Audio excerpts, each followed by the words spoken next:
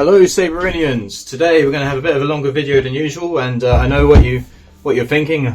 James, your videos are already really long. My apologies. I've got two hilts to go over today.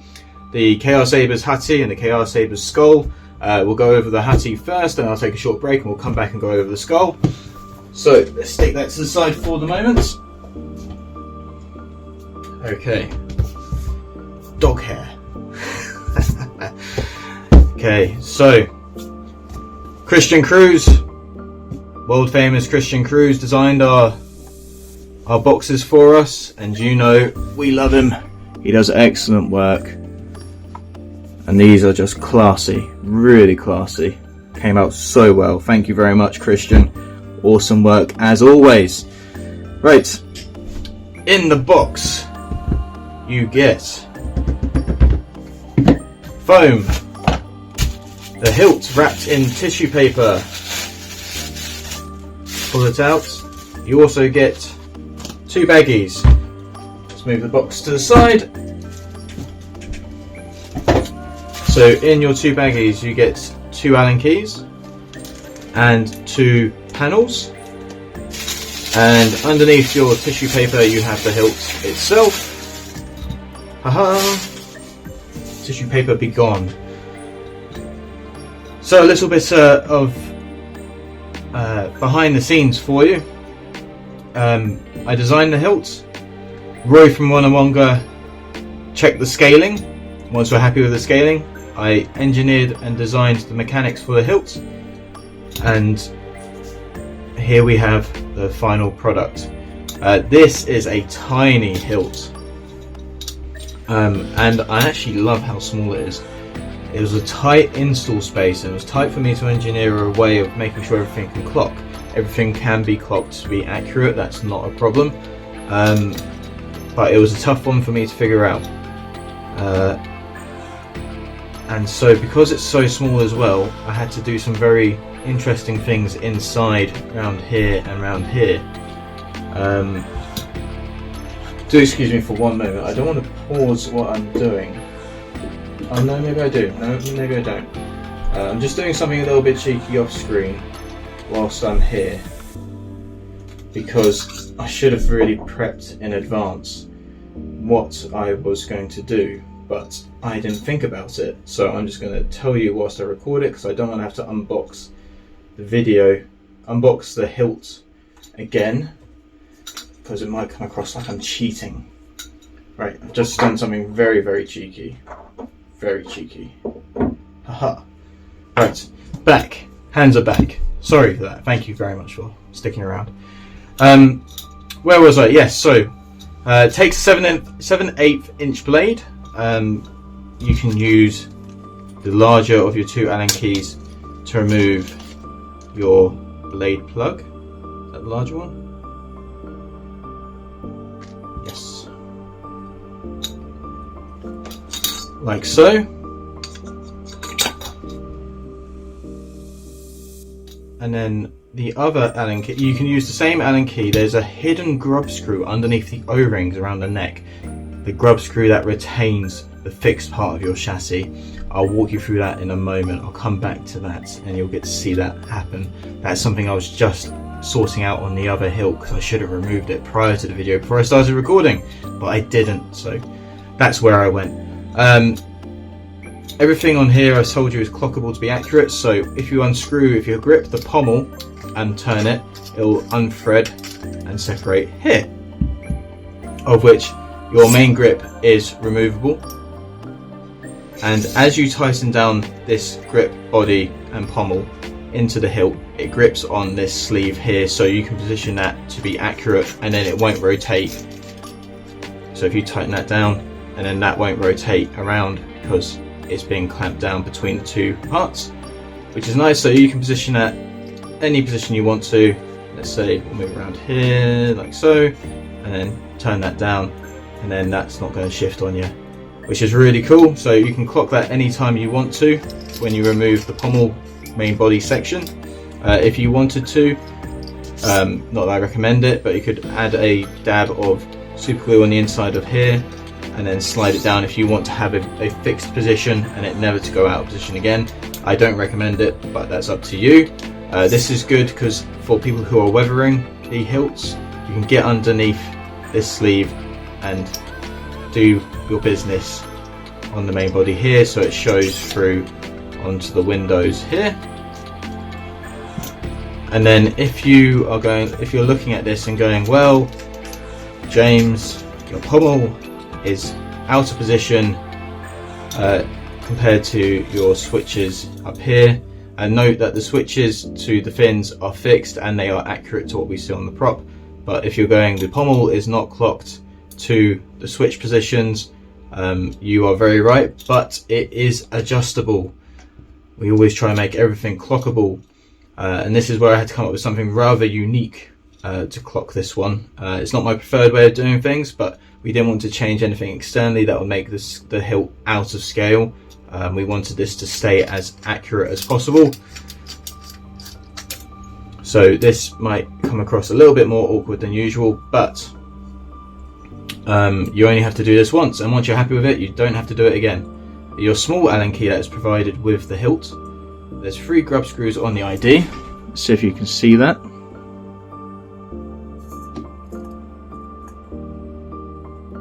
You can also see the switch plungers there. I'll walk you through that in a moment. Okay, grand. 3 grub screws, what you do is you put your small Allen key in, undo them.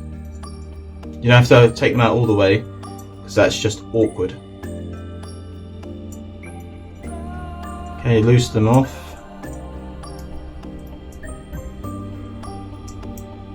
Like so.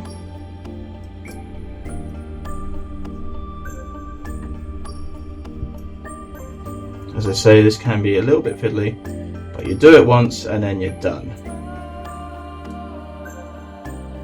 Okay, grand. And now I can freely rotate this collar round with the thread on it to any position you want. There is a little bit of a back taper on the inside to make sure this doesn't drop off with ease. If you want to fully remove it with ease, back the grub screws out a little bit more, but you don't have to remove them all the way. That's going to be way too fiddly to get them undone and put them back in. But I'll just show you, I'll take them out a little bit further so I can remove the collar and show you. If you do accidentally undo your grub screws all the way, they're really easy to put back in. I've come up with a way of doing it. And it's really simple, just really simple. Right, that should. If you drop your grub screws back out by accident and you need to get them back in, you've got a hole in the direct opposite position to put them back in and thread them back in to a position where they're retained, allowing you to then slip this back over like so, and then do them up tight from the inside. Grand. But now that this is loose, really loose, well, not really loose, I'm saying that you can remove it. What you can do then is tighten up your grip pommel main body section onto that collar, gripping onto that, and then you rotate it to whatever position you want it to be in. Okay, so let's say I'm going to try and aim for these little greeblies down here to be, and the panel that they kind of sit on, in line with the gap in this detailed piece here. I'm going to try, hold down the collar, unscrew the main body pommel grip section. Try not to rotate your fingers. You can tape it down whilst you do this, you don't have to do it with your fingers. I'm just trying to save a bit of time because this is going to be a long video anyway. That's just started to pinch, so what I'm going to do is I'm going to let go, rotate it round, and I'm not going to do one tight all the way, because even though like this is a good slide fit in diameters, because I expect the tolerance to be quite good, you still don't want to force the concentricity over one side. So a small pinch on that one.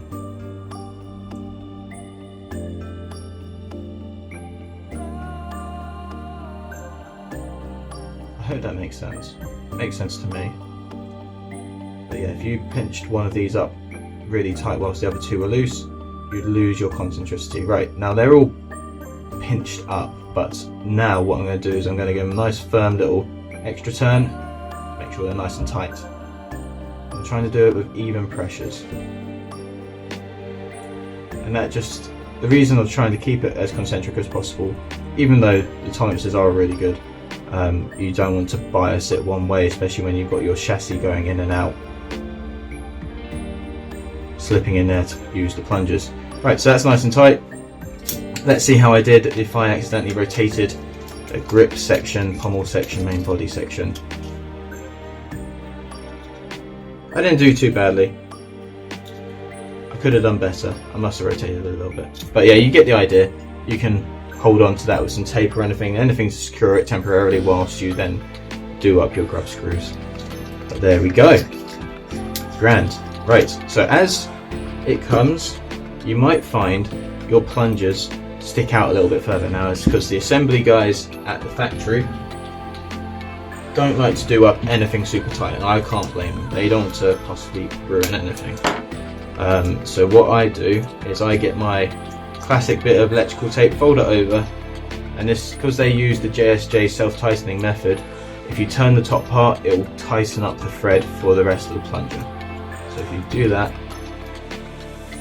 right, and you don't have to use a bit of black tape like I'm doing. Anything that can just get a grip on the surface is useful. That's that. Right, cool. And then you just make sure the plungers still work. Now the plungers on this was super small, and I had to use a very small spring to in that area because the whole hilt is quite tiny, but they function just nicely. You get a nice good click out of the brass tactile switches on the chassis. Right, that's that bit. And then for the black panels here, what I use is a bit of 3M tape. I'm not going to show you, I'm not going to run through the process, but 3M tape, it's dirt cheap to buy, very easy to use, and you just put a little bit here and a little bit here, a little bit here and a little bit here, and then you'll be able to place your black panels onto the hilts. And then I'm going to show you one I did earlier. Stay there. Clear the decks. Ta-da! Right. I'll put my black panels on. Save a bit of time. Plungers are all good. Now, your chassis. This is my own personal chassis that I designed. So there's a fixed part of your chassis with a stock thin neck PCB set, and the reason that's there is because this hilt is so tiny and it gets really thin round here. What we had to do was I added some more material in there to make sure that there was never going to be a question whether this was a robust hilt or not. The last thing I want to do is produce a hilt, somebody take it home and they snap it, shear it across the neck because we weren't observant enough to make sure there was enough material. So we've made sure there's enough material, and the compromise is this has to be a thin neck PCB set to go in there, but it's not much of a compromise in the grand scheme of things. So you might recall, as said earlier, there's a hidden grub screw underneath these O-rings around the neck. Now the grub screw, I'm hoping I'm right, I'm not checking until I've actually told you. This plunger here with the detailing side going around this side here, the fin that's almost in line with that plunger, there should be a grub screw hidden underneath that fin, which I hope you can see whilst I'm pulling back those O-rings. Can you see it? You can just about see it in the shadows on my fingers. Okay, so there's a grub screw there, so that's for retaining your fixed part of your chassis, this tiny little thing. So you slide it all the way down, make sure it goes all the way down, make sure you can feel the pins on the other side. And what I like to do, I misplaced the blade plug for the moment, never mind, I'm just going to use my finger and gravity to help me hold it into place. And again, this is a setup you do once. Pull down your O-rings, grab your Allen key, the fatter one out of the two, and pinch up the retention on that part of the chassis. Get your O-ring seated back into place, and then that won't drop out on you whatsoever Look, there's my blade plug. Ta-da! And then I'm just going to tighten that up so it doesn't go flying out on me. So that's done. A little bit fiddly, but literally seconds to do, and you only do it once.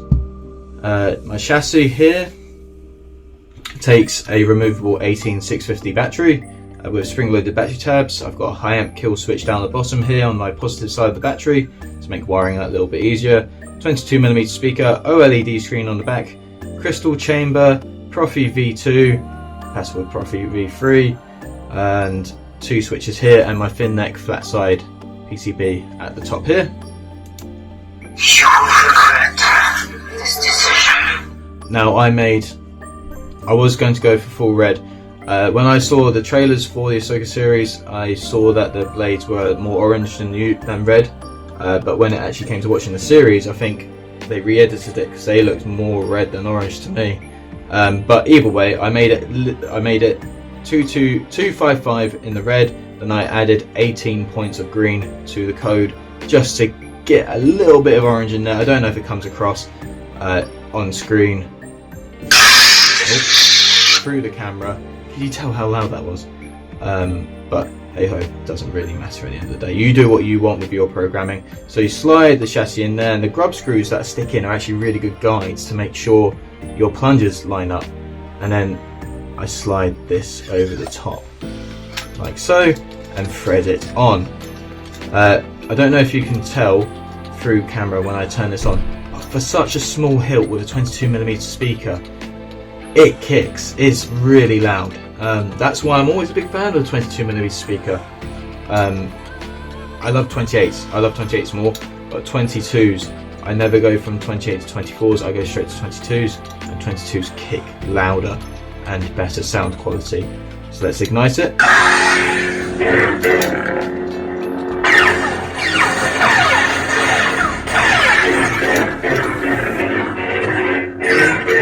I love the sound font.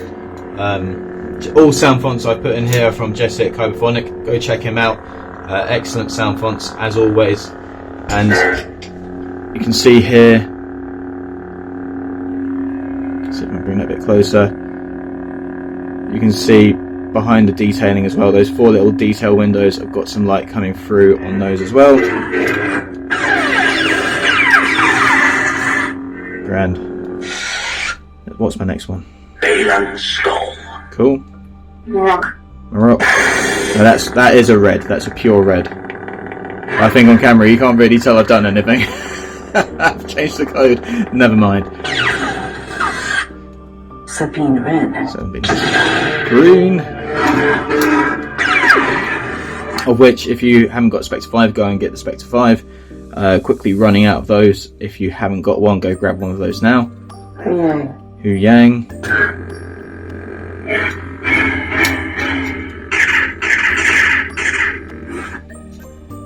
Ezra? So this will be the sound font for the Loaf and Found hilt that we've teased, or with the removable emitter. Go grab one of those if they're up for pre-order at the moment.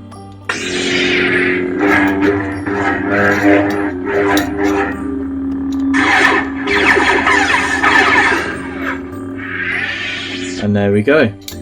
That's my installed Hati, KR Sabers HATI.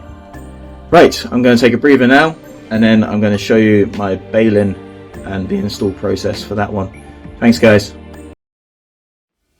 Okay, Saberinians, we're back. We finished with the Shin Hati. One thing I forgot to mention, I think I forgot to mention in the last video, because this is 1:1 scale, it's 7/8 inch blade. If you see any other brand shoving a 1-inch blade down there that's not accurately scaled, there was no chance, there was absolutely zero chance I was able to get a design for having a 1-inch blade down this hilt because it's so small. So that just goes to show you how, there we go, still got it on, how accurately scaled this is, which is awesome. Okay, so going to set that over there for the moment. We are going to run through the skull hilt, KR Sabers skull, just to show you, I think I showed it at the beginning, the size of the box compared to the Hati hilt box. Look at that, it's a big old boy this one. Right, Box designed by Christian Cruz, as always, does excellent work. I love the pairing between the two boxes and how the designs are so similar. Really good work. Thank you very much, Christian, again. And so what we got in the box, we have got foam, tissue paper, a single baggie, which I'll run through. Let's get the hilt out. It's wrapped up in tissue paper. Yeah, right. Set that to the side for the moment. Get rid of the tissue paper. There we go. Right, as you can see, I put the Hati hilt right there, the Shin Hati hilt, and the Balin skull. You can see the size difference. So the Balin skull again is accurately sized, thanks to Roy at Wonawonga. I designed the hilt. He then made sure the scaling was just right, and then I engineered the hilt from there. And so you can see the size difference on it. I even joked to Cal when I was designing this, could we do a custom blade that was even bigger in diameter? No, I was only kidding around when I suggested that, but it would have been funny because it is such a big beast of a hilt. So this one takes a 1-inch blade compared to the Shin Hati that takes a 7/8 inch blade. Right, what do we have here? So on the sample, we made adjustments from the sample hilt, which some of the adjustments were, we designed this accurately and the factory didn't do their secondary machining process and just finished the hilt and sent it to us, and of which I think Cal showed the photos that it wasn't exactly right. So we pointed it out to the factory that they didn't follow what we had designed, and they corrected that. One thing from the sample hilt we had done, so when I initially designed and replicated the prop, these were different widths. The factory didn't do that, they made them all the same width. And one thing we didn't replicate on the initial sample in the design was the V groove. This is an actual interesting bit of machining here. I'm not sure how well it comes across on my camera, but if you look at Cal's photos at the Saber Armory KR Sabers, that we originally had this a flat groove, machine groove, which is very easy to do down here, but on the actual prop it's a V groove. The profile of the groove is a V going around here, which, believe you me, is really complicated to model, but we got there. I got there in the end, and we got it into the hilt, and so this is now accurate to the prop, which is really cool. That was a lot of effort and a lot of additional cost to get that going, but well worth it in the end. And so yeah, that's really neat. Got your plunger here, nice strong springs in there, 2 springs in there, really nice. One thing I've got to mention, this grub screw here, which there's only one on the prop all the way around the emitter piece here, there's only one on the prop. This is not your blade retention screw. These 2 screws here at the back, which are accurate to the positions on the prop, are your blade retention screws. Okay, so you've got 2 of them there. And so you got your Saber, or however you like to pronounce it. I call it the flange, just to make it easier, to make sure I'm not mispronouncing it, which is really nice. It's really good to grip onto. I have quite small fingers and reasonably big palms, so everything looks a bit out of proportion on my hands, but this feels wonderful. Like, this is a big hilt, really cool. Got the accent pieces here with bronze parts that are threaded in from behind into the hilt, which is really cool, and these are stuck in place. You've got 2 little screws here which are accurate to the prop, which are part of your chassis retention / alignment guide. Got your ribbed grip all the way down here. That's nice. That's a really good grip on that. I would really like that. And you go back to a clear anodized part here, and then at the bottom we went for something a little different. We went for a high carbon steel pommel. If you look at the prop images, the pommel is dented, dirty, rusted. It's horrible, and that's great. So we went for a high carbon steel because high carbon steel will rust and pit and, you know, really turn black and dirty and gunky a lot quicker than anybody trying to weather stainless steel. So that's what we went for here, and we announced that a long time ago, that we were doing a high carbon steel pommel, and this is accurate to the prop. So when you get yours, if you want to weather it, you could even shove it outside for a little while. It's like your kitchen knives. If you have stainless steel kitchen knives, they hold their edge pretty well, and then you can wash them with ease, and you can let them dry. But if you have a high carbon steel blade, it will hold its edge for even longer, but you do not let it sit wet, otherwise it will oxidize and rust really quickly. So that's why we did it, because we want it to oxidize and rust really quickly if you're going to weather the hilt, which is really neat. And then what we have at the bottom here is an accurate belt loop D-ring with what is an enlarged rifle stud. It's brass, but it looks exactly like a rifle stud that you would attach. You would tap into your wood stock of your hilt, attach your bipod to, anything like that. It seems like that's what it is on the bottom here, so that's really neat. And that's it. So in the baggie that comes with the hilt, stop rolling, you have 2 Allen keys and a brass screw. And some of you might already realise, going, oh well, I know what that's for, but I'll explain it anyway. The prop, the weathered prop in the images, the screw up here retaining this has turned colour, and it's a perfect cut because it looks brass, but it probably isn't. The stainless steel screws do age with time, and they do turn that weird brassy colour. Even if you look at Cal's images of the sample hilt, you'll see down in the pocket of the hex space, it's already started to turn that like golden colour. It will take a very long time for it to fully turn, but that's the way they do turn, especially if they're around heat. They kind of heat stain and they'll turn that kind of golden colour. So we included a normal stainless steel screw with this, and it built onto your hilt, but we've also included a brass version if you want to just head towards that brass look anyway. It's like with the Spectre 5s and what we did with the plates that go at the base of the Graflex pin area. We give you the option to do what you like to please yourself. Okay, we don't tell you how to play with your toys, we just give you the options on what you can do with your toys. So again, we'll drop that back in there, keep that safe. Yes, so blade plug, I love the blade plug on this, really do. So these 2 screws, again I'll repeat it, are your blade retention. That's not your blade retention, that's your mitter retention. All the correct amount of screws in the correct positions, keeping it accurate to the prop. So your blade plug, it's beautifully detailed.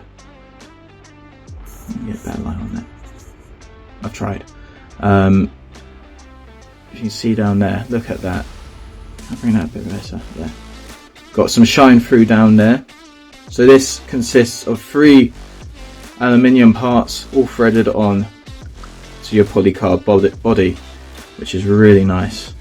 It's beautiful detail. I love it. Really cool. It's very unique looking blade plug. Okay, so there isn't much to clock on here, because like even if you put your blade plug down, you just place it in the right position and do up your blade retention screws. The only thing you need to clock, if you want to clock it, is your pommel.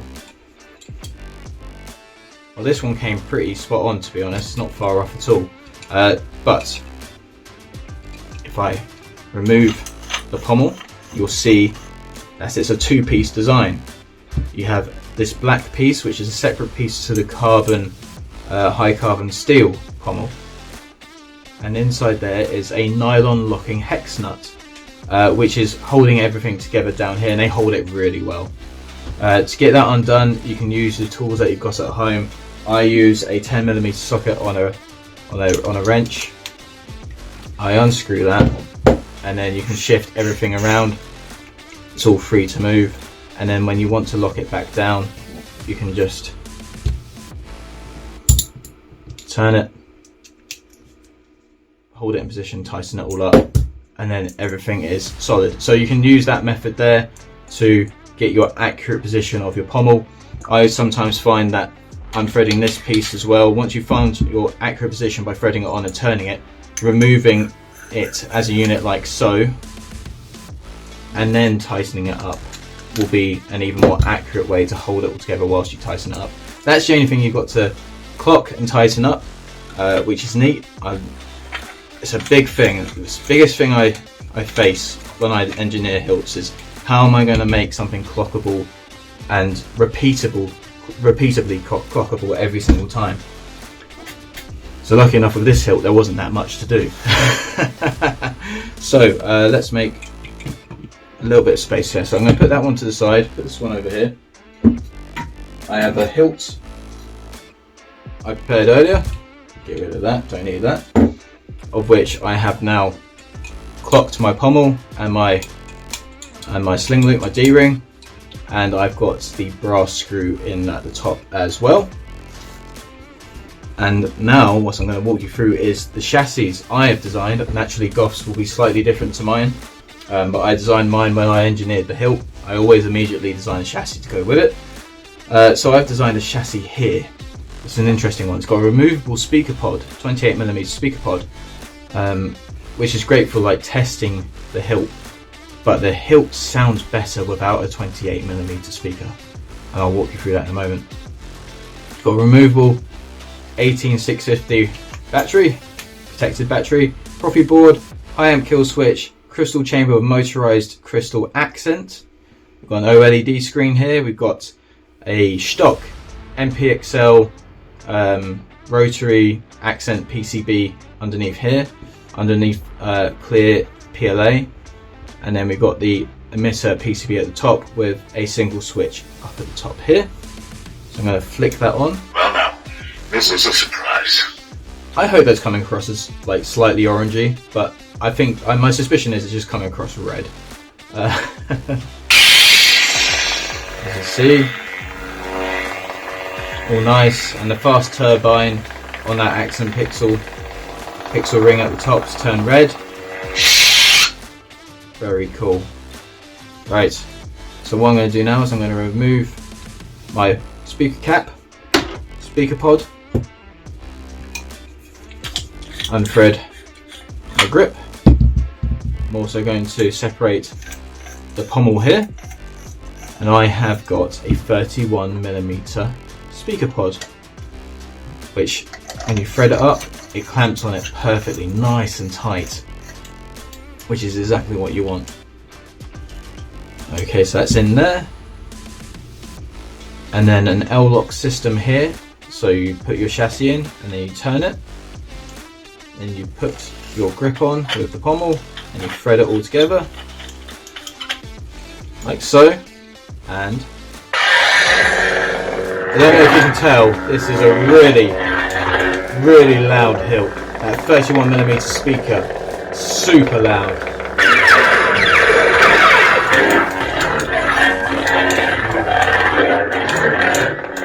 Let's have a look at that blade plug. Yes, wonderful. You see, you can get it a little bit around the edges there. That is so cool.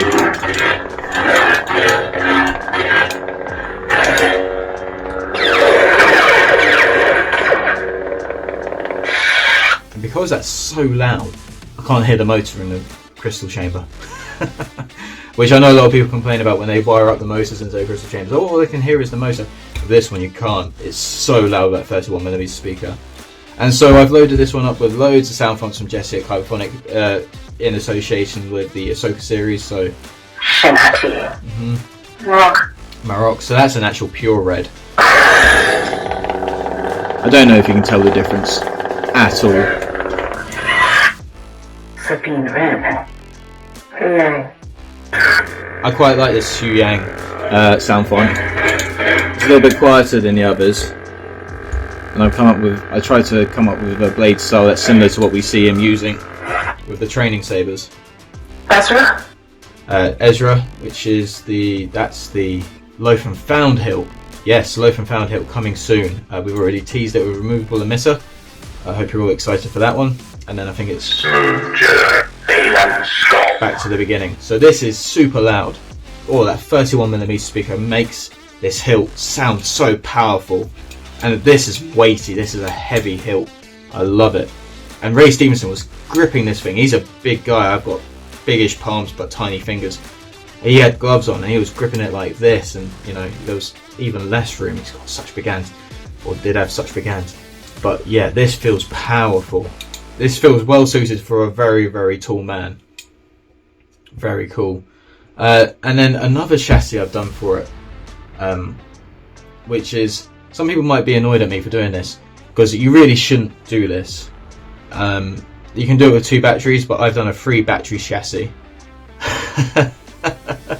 Which is great. It's ideal for anybody who's cosplaying, because then you've got power that's going to last a long time. So I use 3000 milliamp batteries, 3500 milliamp batteries. So 3500, 7000, 10,500 milliamp hours in this. So that's really, really cool.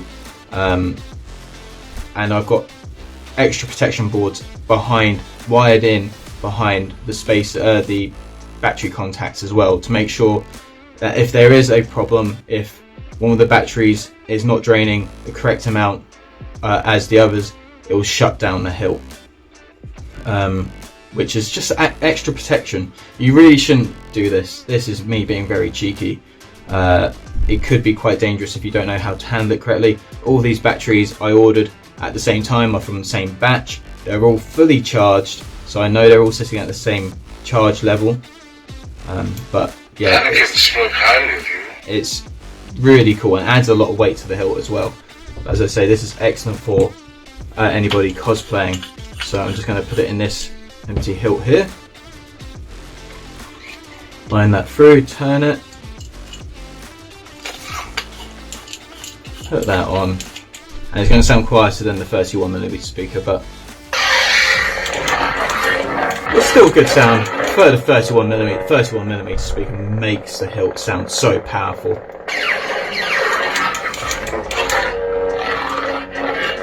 Really cool, love it. So let's do an active comparison between the 31 and 28mm. So let's turn this one off, and then turn this one on. I hope you can hear the sound difference through the camera, but this might just be one of the loudest hilts I own. Sounds excellent. But yeah, that's great. This is great for anybody who likes to cosplay. It will last a very long time. You just got to be super, super careful and aware of those batteries. Okay. Right, let's do an active comparison between the sizes of the hilts. So we have Balin Skoll's KR Sabers Skoll hilt. We have the KR Sabers HATI hilt, Shin Hati's hilt from the Ahsoka series, which you can see the size difference straight away. 1-inch blade, 7/8 inch blade. Look how small that is in comparison.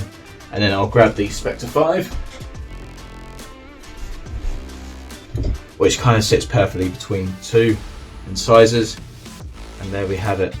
Stop rolling around. There we go. Look at that. I'm so happy with how these two turned out. I'm also happy how this turned out, but the video's not about this one. It's about these two. And I can't wait for you guys to see and get your hands on the Loaf and Found hilt and the Marek hilt.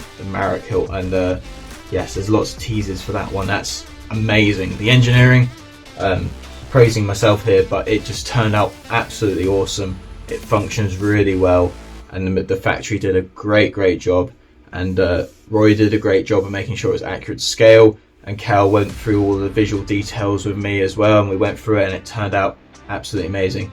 This whole run of Ahsoka series hilts, top notch. Dream team. Couldn't be better if we tried. And there we have it. Right, onwards and upwards. Next time I return, I might be going over something that isn't KR Sabers related. It might be something that happened before KR Sabers. Don't know. We'll see what arrives. But in the meanwhile, thanks for watching, guys. I'll catch you in the next video.